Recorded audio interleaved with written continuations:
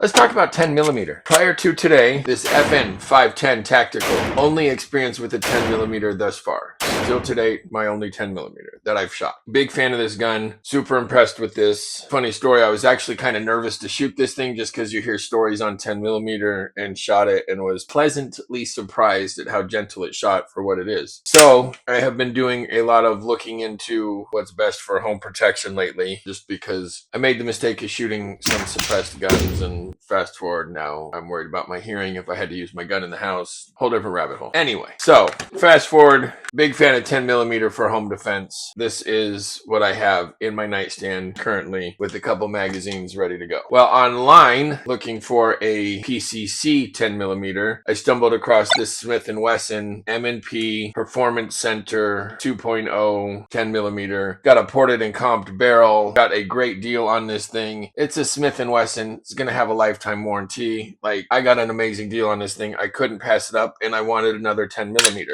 So picked up a couple extra magazines just because you absolutely have to have magazines. I hate reloading at the range, just absolutely hate it. But so far am pretty impressed. I'm really looking forward to shooting this with that ported and comped barrel. I'm wondering what kind of difference that's going to make versus just this spreaded standard barrel. There's no ports, no comps, no nothing, just regular old 10 millimeter. This has all the works to it.